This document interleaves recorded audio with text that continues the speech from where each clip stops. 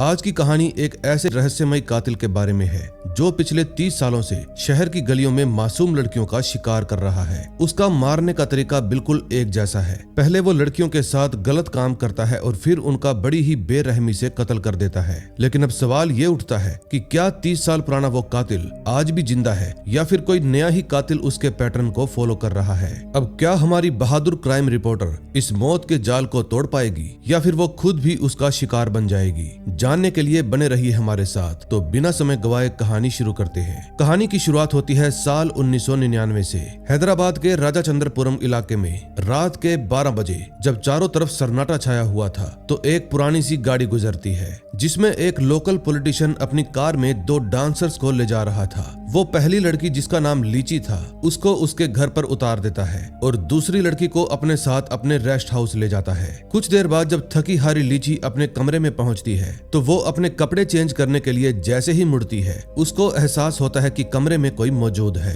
अब इससे पहले कि वो चीख पाती वो कातिल उसको पकड़ लेता है। फिर अगले दिन सुबह जो लड़की पॉलिटिशियन के साथ गई थी वो लीची के घर पर पहुंचती है। फिर जैसे ही मुस्कुराते हुए दरवाजा खोलती है तो सामने का नजारा देखकर उसकी आत्मा कांप जाती है क्योंकि बेड पर लीची की लाश पड़ी थी। लीची की आंखें खुली हुई थी और शरीर पर पड़े निशान साफ साफ बता रहे थे कि कातिल ने इसको मारने से पहले इसके साथ गलत काम किया है। लेकिन सबसे अजीब बात यह थी कि कातिल ने लीची के बिखरे हुए बालों में जैस्मीन के फूलों की माला बड़ी ही नजाकत से सजाई थी। फिर रानी रोते हुए तुरंत पुलिस स्टेशन पहुंचती है लेकिन वहां का माहौल देखकर उसकी उम्मीदें टूट जाती है। पुलिस वाला उसको गुस्से में धक्का देकर बाहर निकाल देता है और कहता है हमें मत सिखाओ कि अपना काम कैसे करना है, चल निकल यहाँ से।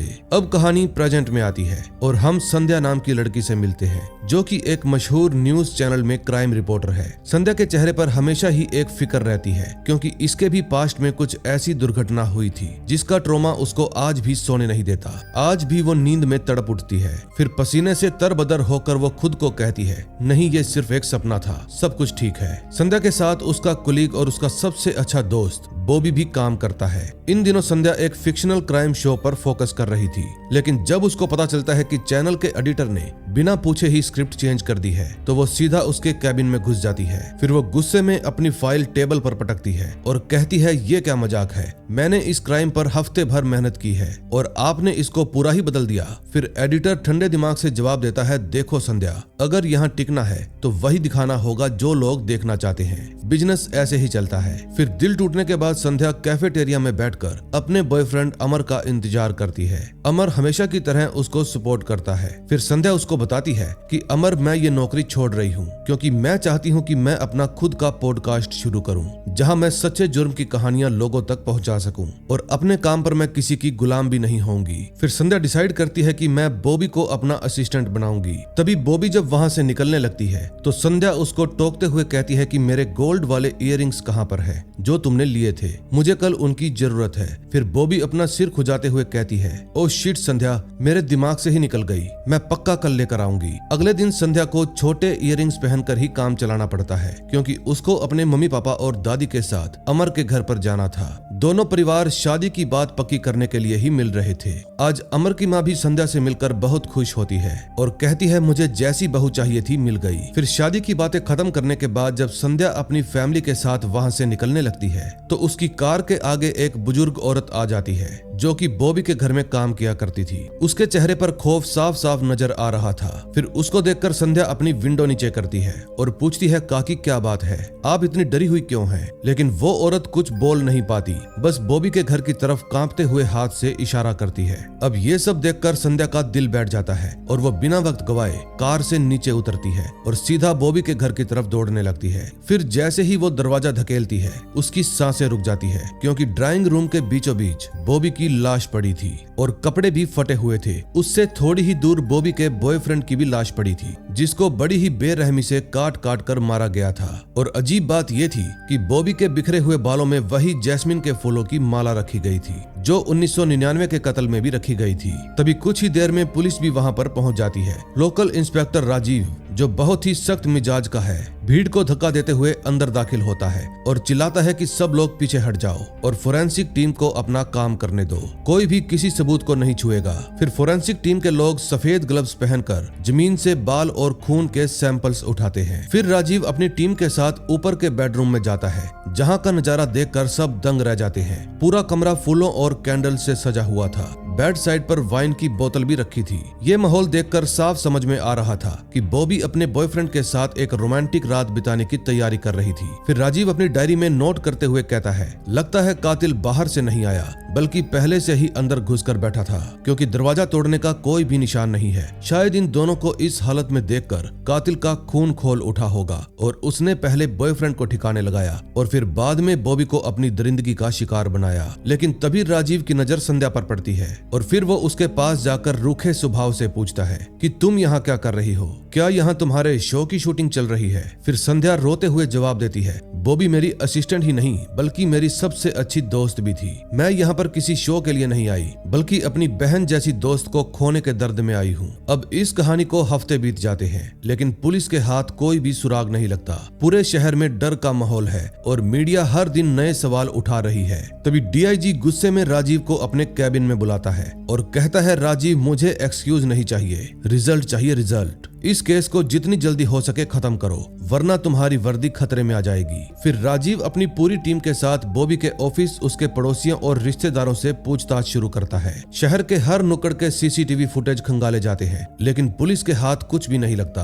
अब संध्या भी आए दिन थाने पहुंच जाती है नया अपडेट पूछने के लिए, लेकिन एक दिन राजीव गुस्से में अपना कंट्रोल खो बैठता है और संध्या को डांटते हुए कहता है, देखो संध्या, मेरा काम तुम्हें हर रोज रिपोर्ट देना नहीं है बल्कि मेरा काम मुजरिमों को पकड़ना है। हमें सुकून से अपना काम करने दो और बार बार यहाँ पर आकर डिस्टर्ब मत करो। फिर संध्या वहाँ से चली जाती है लेकिन उसका दिल नहीं मानता। वो ऑफिस पहुंचकर अपने एडिटर से मिलती है और उसको न्यूज चैनल पर चल रही घटिया खबरें दिखाती है। दरअसल टीवी पर बड़े बड़े अक्षरों में दिखाया जा रहा था कि बॉबी का किरदार क्या है, क्या वो खुद जिम्मेदार थी। लोग बोल रहे हैं कि बॉबी अपने बॉयफ्रेंड के साथ फिजिकल थी, इसीलिए कातिल ने अपना कंट्रोल खो दिया। यानी कि अब लोग कातिल को छोड़कर मरे हुए इंसानों के कैरेक्टर का सर्टिफिकेट बांट रहे थे। फिर संध्या गुस्से और दर्द में अपने एडिटर को कहती है, बॉबी मेरी सबसे अच्छी दोस्त थी लेकिन मुझे तो ये तक नहीं पता था कि उसका कोई बॉयफ्रेंड भी है। लेकिन आप लोग अपनी टीआरपी बढ़ाने के लिए मासूम लड़की की इज्जत उछाल रहे हो। अब मुझे ही सच्चाई ढूंढनी होगी वरना ये दुनिया उसको कभी भी इंसाफ नहीं देगी।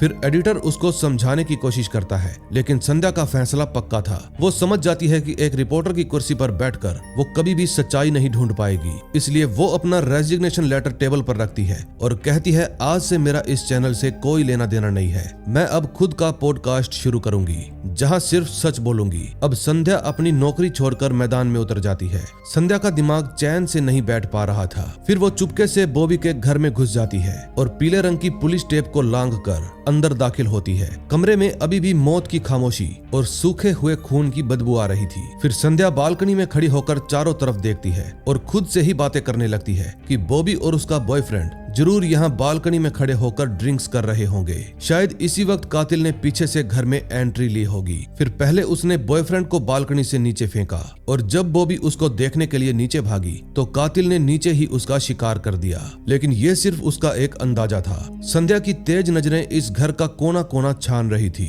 लेकिन तभी उसको याद आता है कि बॉबी हमेशा ही अपने गले में एक सोने की चैन पहना करती थी और उसके पास संध्या के दिए हुए गोल्ड इयररिंग्स भी थे। लेकिन जब बॉबी की लाश मिली तो उसकी बॉडी पर एक भी गहना नहीं था। फिर संध्या तुरंत इंस्पेक्टर राजीव से मिलने के लिए उसके थाने पहुंच जाती है और कैबिन का दरवाजा खोलते ही पूछती है, इंस्पेक्टर क्या आपको सर्च के दौरान बॉबी की चैन या इयररिंग्स मिले? फिर राजीव ठंडी सांस लेकर कहता है, नहीं, हमने उसका पूरा घर छान मारा लेकिन हमें कहीं भी गहने नहीं मिले। हमें भी ये बात अजीब लग रही है। घर में लैपटॉप, कैश और बाकी की कीमती चीजें वहीं पर मौजूद थी, तो चोर सिर्फ चैन और इयररिंग्स लेकर क्यों भागेगा? ये कोई साधारण चोरी नहीं है। फिर राजीव संध्या की कोशिशों को देखते हुए उसको कुछ अहम सबूत दिखाता है। फिर वो एक फोटो टेबल पर रखते हुए कहता है कि इसमें दीवार पर एक मिट्टी भरा जूते का निशान है। जरूर ये जूते का निशान कातिल का होगा। लगता है वो मिट्टी और कीचड़ से लथपथ होकर घर में आया था।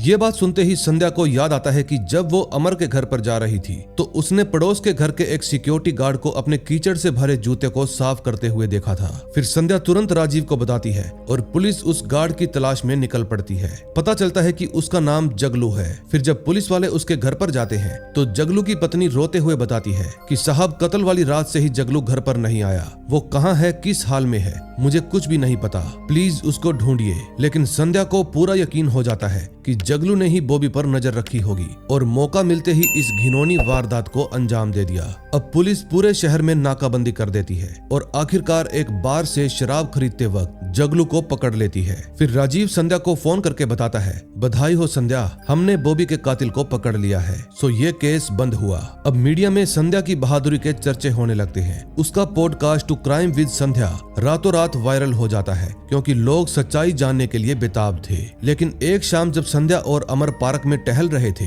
तो जगलू की पत्नी अपनी 2 छोटी बेटियों के साथ उसका रास्ता रोक लेती है। फिर वो रोते हुए संध्या के आगे हाथ जोड़कर कहती है, आपने तो कह दिया कि मेरा पति कातिल है, लेकिन क्या आपने कभी सोचा कि हमारा क्या होगा? मेरी बेटियां अब स्कूल नहीं जा सकती, लोग इनको रेपिस्ट की औलाद कहते हैं, मकान मालिक ने भी हमें धक्के मारकर बाहर निकाल दिया, अगर उसने गुनाह किया है तो सजा हमें क्यों मिले, हमने किसी का क्या बिगाड़ा है? अब ये बात सुनकर संध्या का दिल कांप जाता है। अब वो उन मासूम बच्चियों की आंखों में डर साफ देख पा रही थी। तभी उसके दिमाग में एक सवाल हथौड़े की तरह बजने लगता है, क्या जगलू वाकई कातिल है या फिर मैंने जल्दबाजी में किसी मासूम पर ही कलंक लगा दिया? अब जगलू की पत्नी की बातों ने संध्या को अंदर तक हिलाकर रख दिया था, लेकिन उसको असली झटका तब लगता है जब रात को उसके फोन की घंटी बजती है। फिर जैसे ही संध्या फोन उठाती है दूसरी तरफ से एक भारी और अजीब सी आवाज आती है। दरअसल ये फोन उस कातिल ने ही किया था। फिर वो हंसते हुए कहता है, संध्या तुम्हारा पॉडकास्ट सुना मैंने, बॉबी के कत्ल को तुमने जिस तरह मिर्च मसाला लगाकर पेश किया है सुनकर मजा आ गया।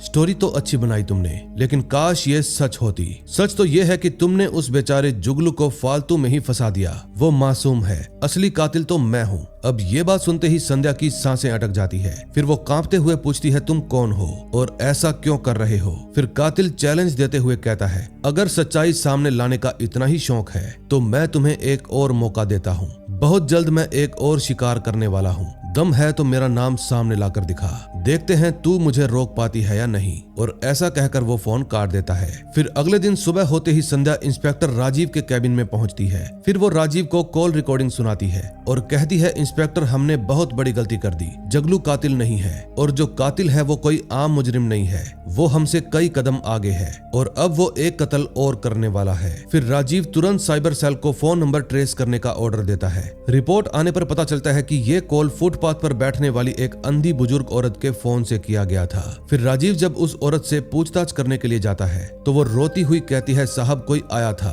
उसने कहा कि अर्जेंट कॉल करनी है, मुझे दिखता नहीं है इसलिए मैं उसका चेहरा नहीं देख पाई। फिर वो गुस्से में चिल्लाता है, डैम इट, कातिल का बहुत ही शातिर दिमाग है, वो सभी सबूतों को मिटाकर चल रहा है। अब संध्या भी समझ जाती है कि शहर में बैठकर कुछ नहीं होगा, इसलिए वो अपने कपड़े पैक करती है और अमर के साथ गोदावरी डिस्ट्रिक्ट की तरफ निकल पड़ती है। दरअसल संध्या के पॉडकास्ट को सुनकर वाणी नाम की एक औरत ने उसको कॉल किया था। वाणी ने फोन पर सिर्फ इतना ही कहा था, संध्या बेटी, जो बॉबी के साथ हुआ बहुत साल पहले वो मेरे साथ भी हुआ था, मैं सारी बातें फोन पर नहीं बता सकती, इसलिए तुम्हें मेरे पास आना होगा। फिर जब संध्या वाणी से मिलती है तो वाणी पुरानी बातों को याद करके कांपने लगती है और बताती है कि उस रात एक त्योहार था, मैंने अपने पति की लंबी उम्र के लिए पूजा रखी थी। उस दिन मैं अपने छोटे बच्चे को लेकर घर पर लौटी ही थी, तभी एक मास्क पहने हुए आदमी ने घर में घुसकर मेरे साथ दरिंदगी की। फिर जाने से पहले उसने मेरे बालों में फूलों की माला लगाई और अब वो मुझे मारने ही वाला था। तभी मेरा बेटा इतनी तेज रोया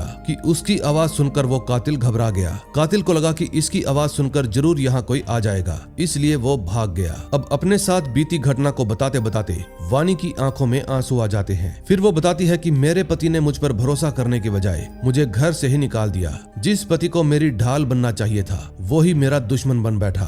अब पुलिस बेचारी क्या करती जब मेरे अपनों ने ही मेरा साथ छोड़ दिया। अब वाणी अपने बड़े हो चुके बेटे के साथ मिलकर एक छोटा सा ढाबा चलाती है। फिर संध्या गोदावरी डिस्ट्रिक्ट के एक रेस्ट हाउस में ही रुकती है और राजीव के पास फोन करती है। फिर वो राजीव को कहती है, इंस्पेक्टर साहब मुझे पिछले 20 सालों में इस डिस्ट्रिक्ट में हुए जितने भी रेप हैं उन सब की केस फाइल चाहिए। मुझे लगता है कि ये पैटर्न बहुत पुराना है। फिर राजीव अनऑफिशियली एक लोकल सब इंस्पेक्टर से कहकर संध्या की हेल्प करने का इंतजाम करता है और ये शर्त रखता है कि इसमें मेरा नाम नहीं आना चाहिए। फिर अगले दिन वो सब इंस्पेक्टर फाइल्स का बड़ा सा ढेर लेकर आता है। संध्या एक एक करके पुराने अखबारों और पुलिस फाइल्स को खंगालने लगती है। फिर वो उन सभी विक्टिम से मिलने के लिए निकल पड़ती है जो अब भी जिंदा है और पूछताछ करने पर हर औरत की कहानी एक जैसी ही मिलती है। त्योहार की रात मास्क पहना हुआ आदमी और बेली फूल की माला। अब संध्या हैरान हो जाती है कि कैसे इतने सालों से एक ही दरिंदा इतने सारे कत्ल और रेप करता आ रहा है और किसी को भी उसके बारे में भनक तक नहीं लगी। फिर जब वो और विक्टिम से मिलने की तैयारी कर रही थी तो अमर के पास उसकी माँ का फोन आता है। वो रोते हुए कहती है, अमर बेटा, तुम्हारे पापा की तबीयत खराब हो गई है, इसलिए डॉक्टर ने उनको हॉस्पिटल में एडमिट किया है, तुम तुरंत घर पर आ जाओ। अब ये बात सुनकर अमर परेशान हो जाता है और कहता है, संध्या मुझे निकलना होगा, पापा की हालत ठीक नहीं है। फिर संध्या भी उसका हाथ पकड़कर कहती है, तुम चले जाओ, मैं यहाँ का काम खत्म करते ही वापस आ जाऊंगी क्योंकि अभी बहुत से राज खुलने बाकी हैं। अब संध्या ने फैसला कर लिया था कि वो बिना सच्चाई जाने यहाँ से एक भी कदम पीछे नहीं हटाएगी। अब अमर को अपने बीमार पिता के पास हैदराबाद वापस लौटना पड़ता है, लेकिन संध्या वहीं पर रुक जाती है। वो एक एक करके उन सारी औरतों से मिलने लगती है जिनकी लाइफ उस दरिंदे ने तबाह कर दी थी। सबसे पहले वो ललिता नाम की एक औरत से मिलने जाती है, लेकिन ललिता उससे बात करने के लिए साफ साफ इनकार कर देती है। वो अपने कमरे का दरवाजा ही बंद कर लेती है, मानो वो पुराने जख्मों को छेड़ना ही ना चाहती हो। तभी ललिता के चाचा चक्रवर्ती संध्या को घर से थोड़ी दूर सुनसान जगह पर मिलने के लिए बुलाते हैं। चक्रवर्ती के चेहरे पर दर्द साफ दिखाई दे रहा था। फिर वो ठंडी सांस लेते हुए कहते हैं, संध्या बेटी, उस बच्ची को माफ कर देना, उसने जो कुछ भी झेला है वो उसको याद नहीं करना चाहती। वो बातें उसके लिए गहरी खाई जैसी हैं, जहां वो दोबारा से नहीं गिरना चाहती। फिर संध्या उनका हाथ पकड़कर कहती है, चाचा मैं समझती हूँ, मेरा मकसद उसको दर्द देना नहीं बल्कि एक शैतान को रोकना है ताकि ललिता के जैसे कोई और दुख ना झेल पाए। फिर चक्रवर्ती उसके आगे वो राज खोलता है जो पिछले कई सालों से दबे हुए थे। वो बताता है कि कैसे एक पल में ललिता की पूरी दुनिया उलट पलट हो गई। दूसरी तरफ हैदराबाद में अमर परेशान था। वो बार बार संध्या को कॉल करता है और आखिरकार रात को उनकी बात हो ही जाती है। फिर अमर गुस्से में पूछता है, संध्या तुम अभी तक वहीं पर हो? कल सुबह तक तुम अपने घर पर आ जाओ वरना मैं खुद तुम्हें लेने के लिए आ जाऊंगा। फिर संध्या फोन रखकर सोने की कोशिश करती है, लेकिन उसकी नींद में पुरानी यादें जहर बनकर घुलने लगती है। अब कहानी पास्ट में जाती है जब वो स्कूल में पढ़ा करती थी। शहर में एक नई मूवी रिलीज हुई थी। फिर संध्या अकेली ही थिएटर में पहुंच गई, जहां पर गंदे आदमियों की भीड़ ने उसको चारों तरफ से घेर लिया। वो भीड़ उस मासूम बच्ची को गलत तरीके से छूने लगी और उसके शरीर को भी नोच दिया।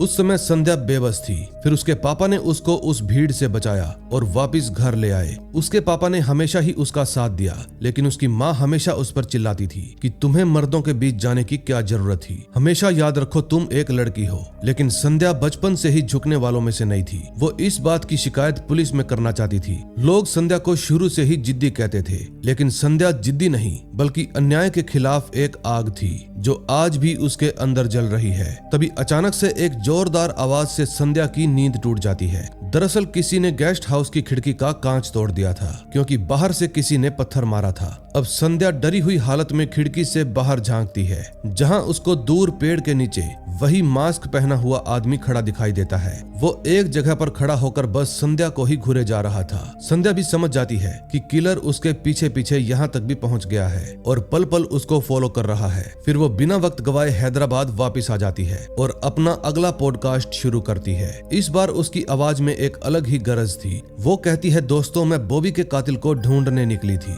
लेकिन गोदावरी डिस्ट्रिक्ट में मुझे ऐसी कई सारी बॉबी मिल गई जिनको समाज ने चुप करवा दिया। पुलिस ने उनकी फाइल बंद कर दी, लेकिन कातिल ने अपना गंदा खेल चालू रखा।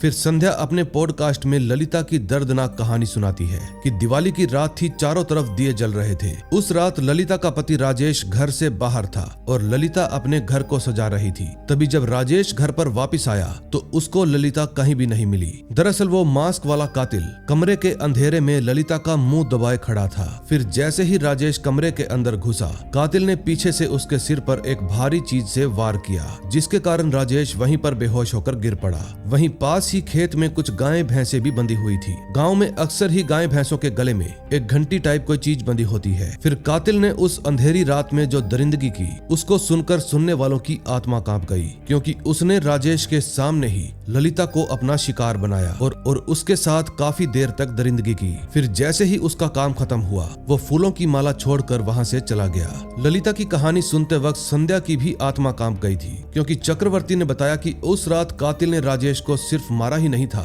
बल्कि मौत को एक तमाशा बना दिया था। उसने खेत में बंधे हुए जानवरों के गले में से घंटी खोली और फिर उसको राजेश के गले में पहना दी। अब इससे पहले कि राजेश को होश आता, कातिल ने लोहे की कोई नुकीली चीज लेकर राजेश के सीने में दे मारी, जिसके कारण राजेश ने तड़प तड़प कर अपनी पत्नी के सामने ही दम तोड़ दिया। और फिर उस शैतान ने राजेश की लाश के पास ही ललिता के साथ दरिंदगी की। ललिता ने इसलिए इतने सालों से अपना मुंह नहीं खोला, क्योंकि वो खौफ उसकी रगों में बस गया है। फिर संध्या अपने पॉडकास्ट में गुस्से भरी आवाज में कहती है, दोस्तों ये कातिल कोई साधारण मुजरिम नहीं है, बल्कि मैंने जितने भी विक्टिम से बात की, उनकी बातों से मुझे पता चला कि इस कातिल का सेम पैटर्न है। ये शैतान दिन में आम इंसान की तरह हमारे बीच ही घूमता है, क्योंकि वो जानता है कौन सी लड़की किस घर में कब अकेली होगी, कब उनके घर से मर्द बाहर जाते हैं, कब घर में आते हैं। वो सब कुछ जानता है। वो हमारे बारे में पल पल की खबर रखता है और फिर रात के अंधेरे में मास्क पहनकर हम पर हमला कर देता है। संध्या का सवाल सीधा था कि क्या 30 साल पुराना वो दरिंदा अब नए रूप में वापस आ गया है। इस पॉडकास्ट के बाद पूरे शहर में हलचल मच जाती है। इंस्पेक्टर राजीव, जो पहले संध्या पर भरोसा नहीं करता था, वो भी अब थोड़ा गंभीर हो जाता है। फिर वो गोदावरी डिस्ट्रिक्ट के एसपी को कॉल करता है और पूछता है कि सर, 90s के दौरान जितने भी रेप के केस दर्ज हुए थे, क्या उस समय भी कातिल जैस्मिन के फूलों की माला रखकर जाता था? फिर एसपी ठंडे लहजे में जवाब देता है, राजीव, उस वक्त गोदावरी में ऐसे कई सारे केसेस फाइल हुए थे, लेकिन किसी का भी आपस में कोई कनेक्शन नहीं मिला। और रही बात वैली फूल की, तो उन गाँव में ऐसे फूलों की माला मिलनी आम बात थी, इसलिए किसी ने भी इस पर ध्यान नहीं दिया। मीडिया अब डीआईजी को घेर लेती है और सवालों की बौछार कर देती है। सर, संध्या ने जो दावे किए हैं, क्या पुलिस ने उनकी जांच की? क्या वाकई कातिल 30 सालों से खुलेआम घूम रहा है? फिर डीआईजी साहब कैमरे के सामने आते हैं और बड़े ही एरोगेंस के साथ जवाब देते हैं, देखिए ये सब मनगढ़ंत कहानियां हैं। संध्या पहले फिक्शनल स्क्रिप्ट लिखा करती थी और अब वो क्राइम के नाम पर अपना ही कोई ड्रामा सजा रही है। इसलिए आजकल लोग 30 सेकंड की कोई भी रील बनाकर वायरल होने के लिए हद पार कर जाते हैं। अगर उसके पास वाकई कोई सबूत है तो वो विक्टिम कहां पर है? वो सामने क्यों नहीं आई? मेरे हिसाब से वो सिर्फ पुलिस को मिसलीड कर रही है। अब डीआईजी के इस बयान के बाद राजीव खुद संध्या से मिलने के लिए पहुंच जाता है। राजीव गुस्से में कहता है, संध्या, तुम्हें ये पॉडकास्ट करने से पहले मुझसे बात करनी चाहिए थी। अब तुमने चारों तरफ आग लगा दी है और इसलिए इस आग को तुम ही बुझाओगी। अब जल्दी से तुम एक प्रेस मीटिंग रखो और उन सभी विक्टिम्स को दुनिया के सामने लेकर आओ। जब तक वो खुद अपने मुंह से अपनी दास्तान नहीं सुनाएंगी, कोई भी तुम्हारी बात पर यकीन नहीं करेगा। अब संध्या को भी राजीव की ये बात सही लगती है और फिर वो उन सभी औरतों को हिम्मत देती है और उनको हैदराबाद आने के लिए कहती है। अब दिन आ जाता है प्रेस मीटिंग का। सुबह से ही सभी बड़े न्यूज चैनल के रिपोर्टर्स कैमरा लगाए इंतजार कर रहे थे। अब संध्या भी बार बार अपने फोन को चेक कर रही थी, लेकिन कई घंटे बीतने के बाद भी एक भी विक्टिम वहां पर नहीं पहुंचती। अब सभी रिपोर्टर्स आपस में कानाफूसी करने लगते हैं कि लगता है डीआईजी सही बोल रहे थे, ये सब संध्या का फेमस होने के लिए एक नाटक था। अब प्रेस मीटिंग का माहौल बहुत ही तनावपूर्ण हो गया था। संध्या बार बार अपने फोन को ही चेक कर रही थी, लेकिन गोदावरी से आने वाली उन औरतों का कोई भी सुराग नहीं था, क्योंकि वो सभी समाज के सामने आने से डरी हुई थी। फिर संध्या के पास एक मैसेज आता है, बेटी हमें माफ कर देना, हम उस पुराने जख्म को दोबारा से हरा भरा नहीं करना चाहते, हम अपनी नई जिंदगी में कोई भी तूफान नहीं चाहते। ऐसा मैसेज पढ़कर संध्या की आंखों में आंसू आ जाते हैं। फिर वो कांपती हुई आवाज में सभी जर्नलिस्ट के सामने कहती है, आई एम सॉरी, मैं उनको यहाँ पर नहीं ला पाई। लेकिन ठीक उसी पल हॉल का दरवाजा खुलता है और दो औरतें अंदर दाखिल होती हैं। ये वही लीची और रानी है जिनको हमने 1999 के उस खौफनाक मंजर में देखा था। उनको देखकर पूरे हॉल में सन्नाटा छा जाता है, क्योंकि सबको लग रहा था कि लीची मर चुकी है, लेकिन सच्चाई तो कुछ और ही थी। रानी माइक संभालती है और कहती है, उस रात जब मैं घर पर पहुंची तो मैंने देखा कि लीची मरी पड़ी है, लेकिन जैसे ही मैं पुलिस स्टेशन जाने के लिए मुड़ी, लीची ने एक गहरी सांस ली और मेरा हाथ पकड़ लिया। फिर लीची खुद कांपती हुई आवाज में उस रात का पर्दा उठाती है और बताती है कि वो इलेक्शन का वक्त था। चित्रा बाबू नाम का एक शख्स हमें जबरदस्ती अपने साथ ले जाना चाहता था, लेकिन उस रात एक पॉलिटिशियन हमें पहले ही ले गया, इसलिए चित्रा बाबू हमें टच नहीं कर पाया। फिर उसी ने गुस्से में आकर एक मास्क पहनकर मुझ पर हमला कर दिया। फिर जर्नलिस्ट सवाल करते हैं कि आपने पुलिस में कंप्लेंट क्यों नहीं लिखवाई। फिर रानी गुस्से में जवाब देती है, हम गए थे पुलिस के पास, लेकिन उस वक्त थाना के जो इंचार्ज थे उन्होंने हमारी बात ही नहीं सुनी और धक्का देकर बाहर निकाल दिया। और वो इंचार्ज कोई और नहीं बल्कि आज जो हमारे डीआईजी राजामणि हैं वही थे। ये नाम सुनते ही पूरे शहर में जलजला आ जाता है। तभी संध्या के फोन पर एक नोटिफिकेशन टोन बजती है और वो देखती है कि उसी अननोन नंबर से एक मैसेज आया है जिसमें एक लोकेशन पिन की गई थी। फिर संध्या तुरंत वहां पर पहुंचती है जहां पहले से ही पुलिस और मीडिया की भीड़ लगी हुई थी। कातिल ने अपना चैलेंज पूरा कर दिया क्योंकि उसने एक और कत्ल को अंजाम दे दिया। अब एक और मासूम लाश वहां पर पड़ी थी जिसके बालों में वही जैस्मिन के फूलों की माला थी। अब डीआईजी राजामणि पर लगे इल्जाम भी इतने संगीन थे कि उनको तुरंत अपने पद से हटा दिया जाता है। अब शहर के सबसे बड़े पॉलिटिशियन चित्रा बाबू की कुर्सी भी डोलने लगती है। अब केस की पेचीदगी को देखते हुए स्पेशल ऑफिसर आनंदिता को इन्वेस्टिगेशन की कमान सौंप दी जाती है। दोस्तों, आनंदी एक तेज तरार ऑफिसर है जो आते ही संध्या के स्टूडियो पर छापा मार देती है और उसके सारे रिसर्च डॉक्यूमेंट्स और हाई ड्राइव्स को जब्त कर लेती है। फिर जब संध्या अपना सामान लेने के लिए थाने में जाती है तो उसकी मुलाकात आनंदिता से होती है। आनंदी उसकी आंखों में देखते ही कहती है, संध्या, तुमने वो ढूंढ निकाला है जो हमने बरसों पहले दफन किया था। तुम्हारी इन्फॉर्मेशन हमारी फाइल से कहीं ज्यादा डीप है, इसलिए मैं चाहती हूँ कि तुम हमारी इन्वेस्टिगेशन टीम का हिस्सा बनो। फिर राजीव भी संध्या को गारंटी देता है और संध्या को ऑफिशियली अपनी टीम में शामिल कर लेता है। तभी एक्स डीआईजी राजामणि आनंदी से मिलने के लिए आता है और अपना पक्ष रखते हुए कहता है कि उस वक्त मैं सिर्फ एक छोटा सा अफसर था और चित्रा बाबू एमएलए का खास आदमी। मैंने अपने सीनियर से पूछा भी था लेकिन इलेक्शन सर पर थे, इसलिए उन्होंने मुझे एक्शन लेने से साफ साफ मना कर दिया। फिर जब राजामणि थाने से बाहर निकल रहा था तो रास्ते में उसका सामना संध्या से हो जाता है। फिर वो संध्या के पास रुकता है और कहता है, तो ये सब तुम्हारी ही वजह से हो रहा है, तुमने तो सब कुछ उलट पलट कर दिया। वैसे तुम्हारी शादी जिसके साथ हो रही है वो अमर, वो कैसा है? अब राजामणि के मुंह से अमर का नाम सुनते ही संध्या का दिल धक धक करने लगता है। फिर राजामणि बाहर निकलते ही सबसे पहले चित्रा बाबू के पास कॉल करता है और दबे लहजे में कहता है, चित्रा बाबू, अमर मेरे दोस्त का बेटा है, तुम फिक्र मत करो। मैंने पुलिस और उस लड़की को वार्न कर दिया है, इसलिए वो तुम्हारे साये तक भी नहीं पहुंच पाएंगे। दूसरी तरफ थाने के अंदर पूरी पुलिस टीम फाइलों के ढेर के नीचे ही दबी हुई थी। तभी संध्या बोर्ड पर लगी फोटोज को देखती है और कहती है कि इस कातिल ने हर क्राइम सीन पर सफाई का बहुत ही ख्याल रखा है, ना ही कोई फिंगरप्रिंट्स और ना ही फुटप्रिंट, यहाँ तक कि उसने प्रोडक्शन का भी इस्तेमाल किया है और इसलिए ये काम कोई अनपढ़ गवार का नहीं हो सकता। जरूर वो कातिल पढ़ा लिखा और डिसिप्लिन वाला है। मुझे लगता है कि वो कोई सरकारी नौकरी या फिर कोई प्राइवेट नौकरी कर रहा होगा। फिर आनंदी अपना सर हिलाती है और कहती है, संध्या, पिछले 20-30 सालों में इस डिस्ट्रिक्ट में हजारों ऑफिसर्स आए और गए, इसलिए सबकी लिस्ट निकाल पाना और उन पर नजर रखना प्रैक्टिकली नामुमकिन है। फिर वो सारी बातें साइड में रखकर बताती है कि कल रात जो नया कत्ल हुआ था उस लड़की का नाम अस्मी था। फोरेंसिक रिपोर्ट में हमारे हाथ एक बड़ी कामयाबी लगी है क्योंकि अस्मी के जिस्म पर एक हेयर सैंपल मिला है जो ना तो अस्मी का है और ना ही उसके बॉयफ्रेंड का। इसलिए आनंदी कहती है, जरूर ये बाल उसी दरिंदे का होगा, इसलिए जल्दी से उसका डीएनए टेस्ट करवाओ। तभी संध्या के दिमाग में चित्रा बाबू का ख्याल आता है, इसलिए वो राजीव को साइड में ले जाकर कहती है, इंस्पेक्टर, हमें चित्रा बाबू का डीएनए सैंपल चाहिए ताकि हम उसको मैच कर सके। ये बात सुनकर राजीव घबरा जाता है और कहता है, संध्या, तुम पागल हो गई हो क्या? कितना खतरनाक काम बता रही हो। चित्रा बाबू एक बहुत बड़े नेता हैं, अगर उनको ये बात पता चल गई तो हमारी वर्दी उतर जाएगी। लेकिन संध्या कहाँ मानने वाली थी। वो राजीव को मजबूर करके चित्रा बाबू के बंगले पर पहुंच जाती है। चित्रा बाबू को पहले से ही राजामणि से खबर मिल गई थी, इसलिए वो पूरी तरह तैयार बैठा था। फिर संध्या उससे लीची के बारे में सवाल पूछती है, जिसके जवाब में वो मस्खरी करते हुए कहते हैं, देखिए, मुझ पर एक पुराना इल्जाम लगा था, मैं मानता हूँ, लेकिन वो लीची का नहीं था बल्कि मेरी वाइफ का था। उस वक्त लोग बोल रहे थे कि मैंने उस पर हमला किया है, लेकिन बाद में मैंने उससे शादी कर ली और आज वो मेरी पत्नी है और हंसी खुशी मेरे साथ ही रह रही है। संध्या को समझ में आ जाता है कि ये सब उसने अपना पुराना गुनाह छुपाने के लिए किया है। फिर वो थोड़ी चालाकी दिखाती है और वॉशरूम यूज करने के बहाने अंदर चली जाती है। फिर वो वहां से चित्रा बाबू का यूज किया हुआ टूथब्रश उठा लेती है और दबे पांव बाहर आकर राजीव के हाथ में थमा देती है और धीरे से कहती है, ये लीजिए सैंपल,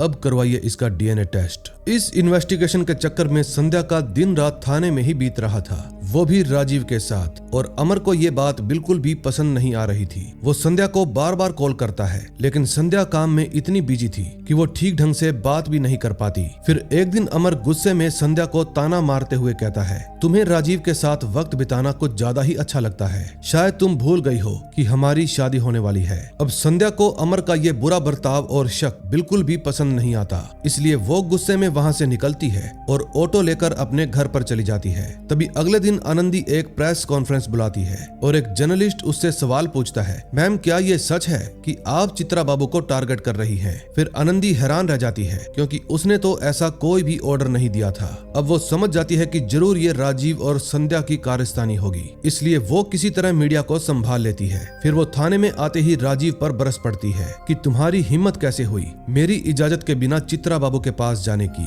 अगर अब दोबारा ऐसा हुआ तो मैं तुम्हें सस्पेंड कर दूंगी। लेकिन इतने में लैब से डीएनए रिपोर्ट भी आ जाती है। अब सबकी सांसें रुकी हुई थी। तभी रिपोर्ट खोलते ही आनंदी के चेहरे पर मायूसी छा जाती है और वो फाइल टेबल पर फेंकते हुए कहती है, सैंपल मैच नहीं हुआ, यानी कि चित्रा बाबू कातिल नहीं है। संध्या तुम्हारा अंदाजा बिल्कुल गलत निकला। फिर संध्या कंफ्यूजन में पड़ जाती है। अगर चित्रा बाबू नहीं है तो वो शैतान कौन है जो इतने सालों से मौत का नंगा नाच करते आ रहा है? फिर नेक्स्ट डे अमर के मम्मी पापा संध्या के घर पर जाते हैं और अमर की माँ संध्या का हाथ पकड़कर कहती है, बेटा हमें अमर ने सब कुछ बता दिया। हम समझते हैं कि एक प्यारी सहेली को खोने का दुख क्या होता है, इसलिए तुम जो कुछ भी कर रही हो वो सही है। अगर तुम्हें मेरे बेटे से लड़ना पड़े तो लड़ो, लेकिन अपने मकसद से पीछे मत हटना। फिर वो हंसते हुए कहती है कि कल हम शॉपिंग करने के लिए आइकॉन मॉल जा रहे हैं, अमर भी वहीं पर होगा, इसलिए तुम भी आ जाना और जितनी भी लड़ाई करना चाहो अमर से कर लेना, मैं बीच में नहीं आऊंगी। तभी नेक्स्ट डे पुलिस स्टेशन के कंट्रोल रूम में अचानक से एक कॉल आती है। जब आनंदी फोन उठाती है तो दूसरी तरफ से कातिल की आवाज आती है और वो कहता है, आनंदी तुमने प्रेस मीटिंग में मुझे बुज़दिल कहा था ना,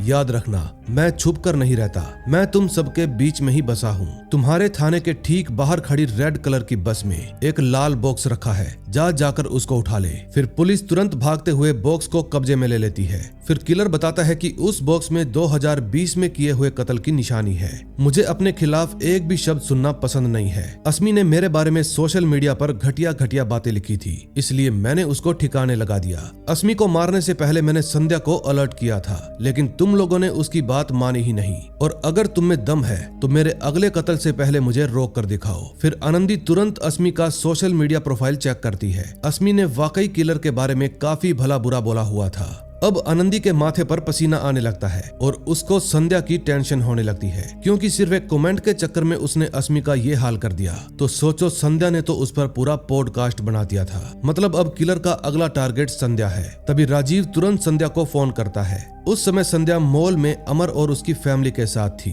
और अमर अभी भी संध्या से नाराज था। फिर राजीव फोन पर चिल्लाता है, संध्या तुम अभी की अभी मॉल से बाहर निकलो, क्योंकि किलर की कॉल लोकेशन ट्रेस हो गई है और वो इस समय इसी मॉल के अंदर है। ये बात सुनकर संध्या के होश उड़ जाते हैं। फिर वो अमर और उसके पेरेंट्स को लेकर तेजी से एग्जिट की तरफ भागती है। बाहर जाते वक्त उसका सामना राजामणि से हो जाता है, जिसके हाथ में शॉपिंग बैग थे। वो संध्या को कहता है कि तुम इतनी जल्दी में क्यों हो? दरअसल राजामणि अपनी बेटी के लिए यहाँ पर कोई शॉपिंग करने के लिए आया था। फिर संध्या बिना रुके वहाँ से निकल जाती है। रात को जब वो सोती है तो उसको एक भयानक ख्वाब दिखाई देता है। वो मास्क वाला किलर अमर को पकड़ता है और संध्या की आंखों के सामने ही उसकी गर्दन पर चाकू फेर देता है। फिर संध्या चीख उठती है और उसका पूरा शरीर थर-थर कांपने लगता है। अब डर को ही अपनी ताकत बनाकर संध्या एक और धमाकेदार पॉडकास्ट चिपका देती है और कहती है, ये किलर कोई आम इंसान नहीं है, ये एक बीमार दिमाग वाला शैतान है। ललिता से शुरू हुआ ये सिलसिला अब रुकने का नाम ही नहीं ले रहा। इस दरिंदे के अंदर ना तो कोई पश्चाताप है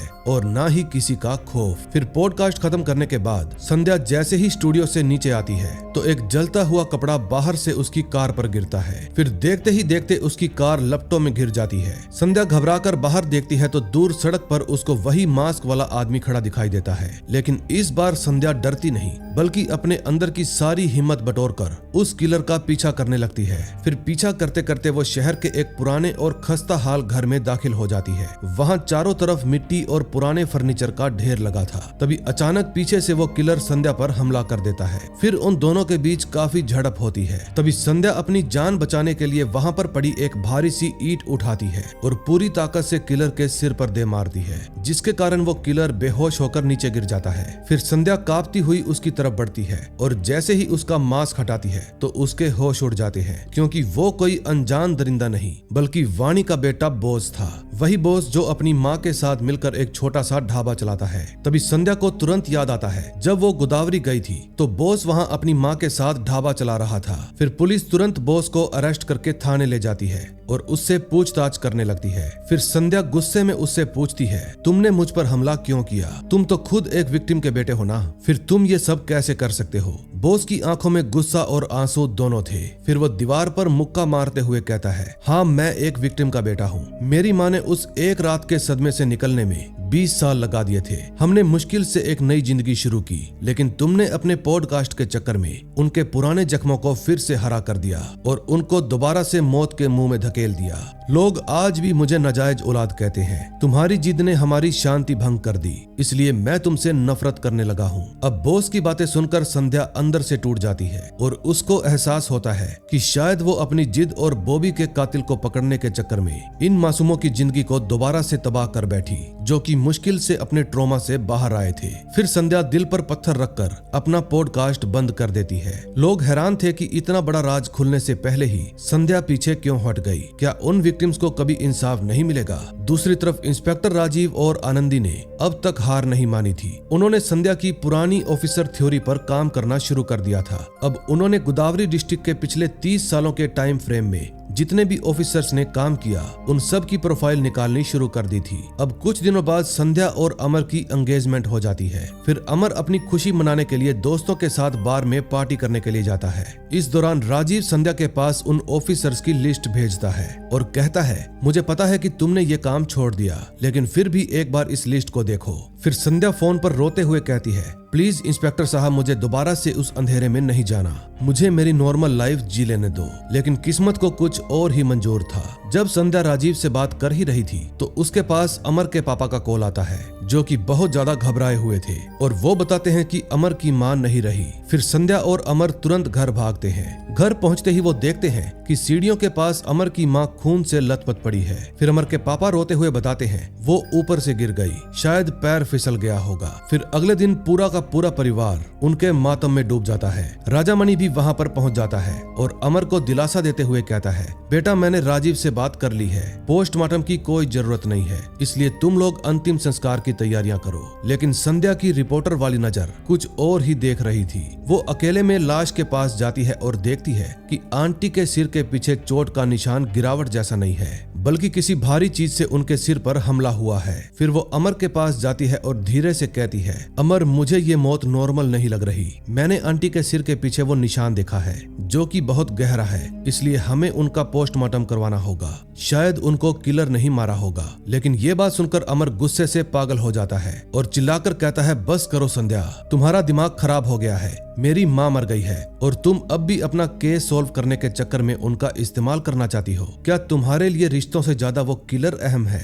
अब ये सब बातें सुनकर संध्या सुन्न हो जाती है और अमर को लगता है कि संध्या अपनी जिद के सामने उसकी माँ की मौत का तमाशा बना रही है। अब उसका गुस्सा 7वें आसमान पर पहुंच जाता है और वो संध्या को धक्का देते हुए चिल्लाता है कि तुम सिर्फ अपनी जिद की पक्की हो, तुम्हें मेरे जज्बातों से कोई लेना देना नहीं है। फिर दोनों परिवार मिलकर मामला शांत करते हैं। तभी जब रात के वक्त संध्या अपने रूम में अकेली बैठी थी तो उसकी नजर साइड टेबल पर रखी एक पुरानी लकड़ी की गुड़िया पर पड़ती है और उसको याद आता है कि अमर की माँ ने कहा था ये गुड़िया उसके दिल के बहुत करीब है। उन्होंने उसका नाम बुजी रखा हुआ था और वो अक्सर उससे बातें करती थी। फिर संध्या दुखी मन से उस गुड़िया को उठाती है और उसको एहसास होता है कि गुड़िया बीच में से खुल सकती है। फिर जब वो उसको खोलकर देखती है तो उसके अंदर से एक और छोटी गुड़िया निकलती है और फिर एक और, बल्कि आखिर में गुड़िया के अंदर से एक छोटी सी थैली निकलती है। फिर जैसे ही संध्या उस थैली को खोलकर देखती है तो उसके पांव तले से जमीन खिसक जाती है। उस थैली में एक जोड़ी पायल और सोने की ईयरिंग थी।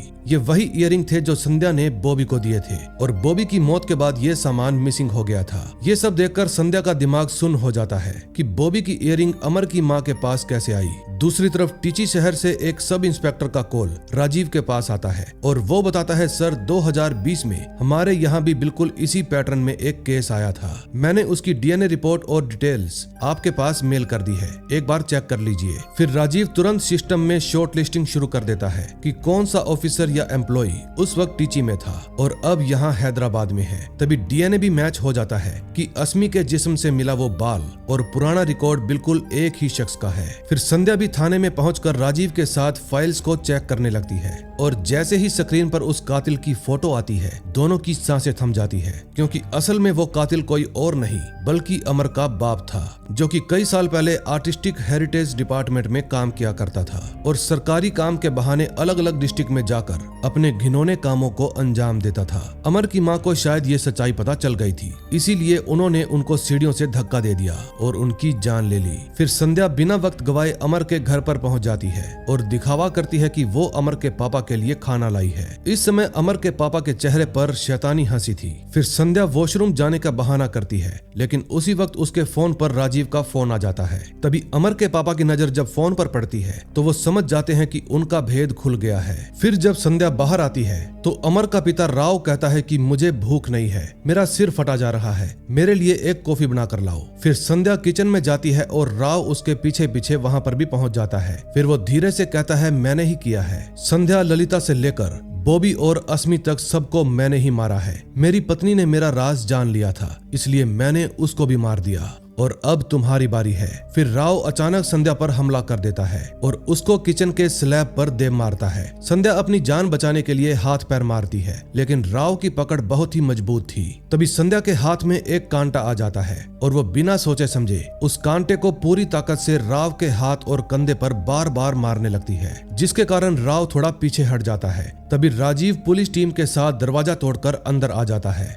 फिर वो राव को गिरफ्तार करके थाने में ले जाता है, लेकिन इस वक्त भी राव के चेहरे पर कोई भी पश्चाताप नहीं था। सारे सबूत उसी के खिलाफ थे और वो अपना मुंह भी नहीं खोल रहा था। इस समय आनंदी भी बहुत गुस्से में थी, लेकिन तभी संध्या आगे आती है और कहती है मैम प्लीज एक बार मुझे बात करने दीजिए, मैं जानती हूँ ये अपना मुंह कैसे खोलेगा। फिर संध्या राव के सामने बैठ जाती है और कहती है अब मैं आखिरी सच्चाई बताने वाली हूँ जो किसी को भी नहीं पता। फिर संध्या कहती है राव अंकल, आपको लगता है कि आपने ये सब अपनी भूख मिटाने के लिए किया, लेकिन क्या आपको पता है कि 30 साल पहले जिस लड़की के साथ आपने गलत काम किया, यानी कि ललिता, उससे जो बच्चा पैदा हुआ था वो कोई और नहीं बल्कि अमर है। अमर आपका बेटा नहीं बल्कि आपके पाप की निशानी है। ये बात सुनते ही राव का पूरा शरीर कांपने लगता है। उसकी आंखों में खौफ और दर्द का समंदर उमड़ जाता है। इस समय अमर भी बाहर खड़ा ये सब कुछ सुन रहा था। अब संध्या ने न सिर्फ कातिल को पकड़वाया बल्कि उस दरिंदे को ऐसी सजा दी जो मौत से भी बढ़कर थी,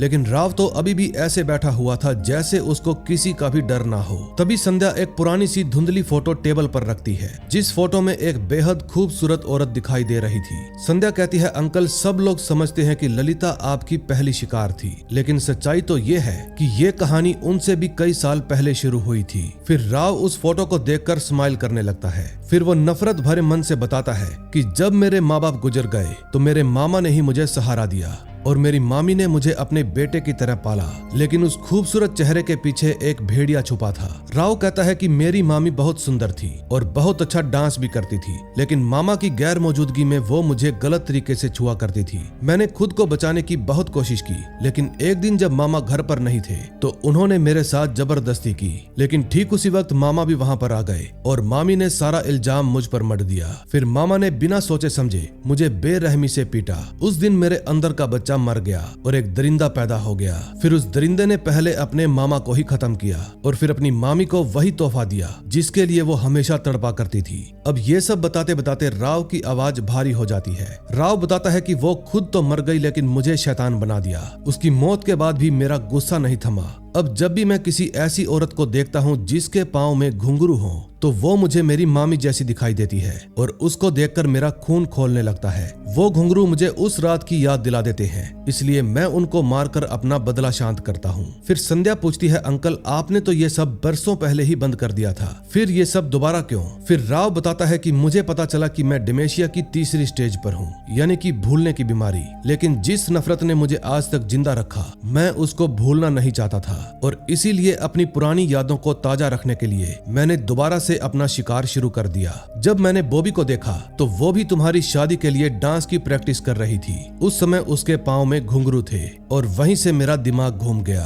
फिर वो बताता है कि मैं जब भी किसी को मारा करता था तो उसकी कोई ना कोई निशानी अपने घर पर लाया करता था और उसको अपने पास एक बॉक्स में छुपा कर रख लेता था। फिर एक रात वो बॉक्स मेरी वाइफ ने देख लिया और उसने बॉबी की चेन और इयररिंग्स छुपाकर अपनी गुड़िया में रख लिए। फिर जब मुझे एहसास हुआ कि अब मेरा राज खुलने वाला है तो मैंने ही अपनी पत्नी को 2 मंजिला इमारत से नीचे फेंक दिया और इसका मुझे बिल्कुल भी अफसोस नहीं है, क्योंकि मैं जानता हूँ बीमारी की वजह से मैं सब कुछ भूल जाऊंगा और तकलीफ सिर्फ उनको होगी जिनको ये बातें याद रहेंगी। अब राव का ये पूरा स्टेटमेंट रिकॉर्ड कर लिया जाता है और उसको कानूनी तौर पर उम्र कैद की सजा मिलती है। संध्या अपने आखिरी पॉडकास्ट में उन सभी औरतों का शुक्रिया अदा करती है जिन्होंने अपनी हिम्मत दिखाई। संध्या कहती है, दोस्तों अगर हम डर कर चुप बैठेंगे तो ये दरिंदे कभी भी नहीं रुकने वाले, इसलिए हमें इनका शिकार नहीं बनना बल्कि अपनी आवाज बुलंद करनी होगी। अब भले ही राव एक मुजरिम निकला लेकिन अमर बिल्कुल निर्दोष था। फिर संध्या फैसला करती है कि वो अमर का साथ कभी नहीं छोड़ेगी,